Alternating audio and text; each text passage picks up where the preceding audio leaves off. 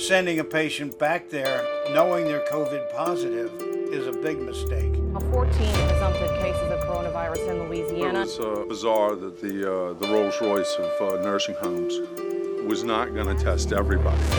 It's a high level of concern right now.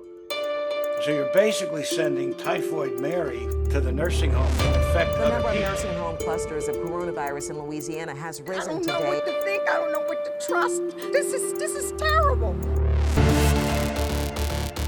I'm extremely upset. If he is infected, we might not see him again. This is a cluster that is extremely concerning. People all had to die.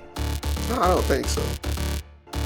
If anything, we have underreported COVID deaths in Jefferson Parish. I do believe the nursing homes were victims. Limit exposure to the most Cannot vulnerable. even lay their loved one to rest. We have some nursing homes. Cases. Really, they're just looking for a money.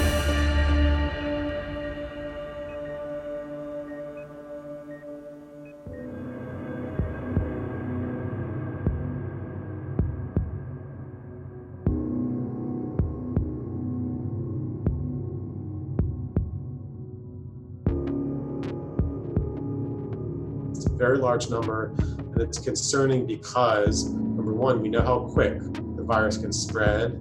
Where the nursing home residents have died has been a secret since late March, when the health department stopped naming the facilities. Using death records from Orleans, Jefferson, and St. Tammany parishes, we uncovered 16 homes where more than 5 people have died of COVID-19. You can see them on this map. The larger the circle, the greater the death toll. 21 residents have died at Lambeth House, home to the first cluster of cases identified in the state. St. Tammany death records show the virus took 21 residents at Forest Manor Nursing Home in Covington. 18 others died at Greenbrier Nursing Home in Slidell. In St. Tammany Parish, we found more than half of the COVID deaths were nursing home residents. The numbers are staggering, but not entirely surprising. It's a group of people with either advanced age or advanced medical conditions who are living in relatively close quarters with with caregivers who are going from patient to patient. Records show in Jefferson Parish, 10 residents of Jefferson Health Center have died of COVID, 14 at Metairie Healthcare Center, 12 at Joellen Smith on the West Bank. And remember this? I don't know what to think. I don't know what to trust. I don't know. This is terrible. The day news broke of a cluster of cases at St. Joseph's in Harahan, family members wept, scared a case of COVID might be a death sentence for their loved one. Records reveal the virus has killed 8 people there. Do you think some cases were slipping through the cracks early on? Earlier, look, I'm glad you asked that, because if anything, we have underreported COVID deaths in Jefferson Parish. There's no question. We try to report every case accurately, but I'm sure there have been some deaths, especially early on when the CDC was not allowing us to mark a death as COVID without a positive COVID test. The testing, experts say, it was the Achilles heel for putting the brakes on the pandemic. The inability for weeks to test those with suspected cases who had not traveled out of the country, the lag time in getting results, and it was agony for people like John Gathright. It was March 16th when they called me to say, your mom's got fever and she's got labored breathing and coughing and, And that's when I said, are we going to test her for this coronavirus? And they said, no, at this point, I don't think we will. He pushed them and got her a test. It took 4 days for him to hear the dreaded news. She was, in fact, positive.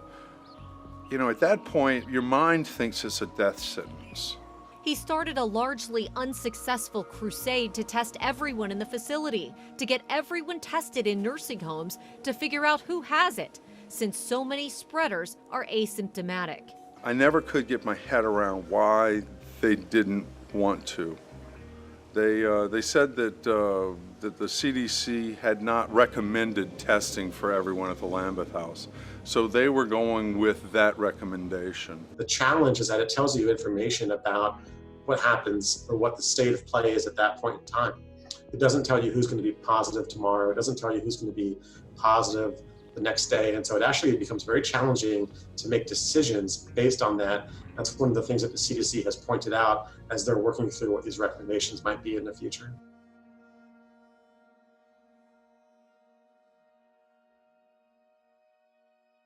I connect dots. Dr. William LaCourte is a geriatric physician who's the medical director for several New Orleans area nursing homes. He says in early March, area hospitals hesitated to take nursing home patients suspected of having the virus. I remember one discussion I had with an ER doc. She said, don't admit this patient, he has COVID, send back to the nursing home. Because of their age and their existing health conditions, LaCourte and other nursing home administrators who asked not to be identified said hospitals pushed the patients toward hospice care back at the nursing homes, fearing projections that they were about to be overwhelmed by a surge of COVID patients in need of ventilators, then in short supply. So you're basically sending Typhoid Mary to the nursing home to infect other people. LaCourte says he thinks nursing homes are the victims, but could the nursing homes have done more to stop the spread? In examining federal documents called Medicare Infection Control Surveys, we found some red flags about some of the homes hit hardest by the virus. Of those 16 homes hit the hardest, half were given F ratings by federal inspectors for infection control, 3 of them for repeat deficiencies. Just last week, residents gathered together on the balconies at Maison Orleans Nursing Home on General Taylor Uptown. Federal inspectors cited the facility in 2017 and again last November. Among other things, this inspection report found 2 nurses' aides did not properly dispose of their gloves or wash their hands after dealing with a contagious patient. All of the problems in the infection control citations we found were eventually corrected. But inspectors did note repeat problems in half of the homes cited. It's a devastating time for humanity, but it's a devastating time, especially for the elderly population.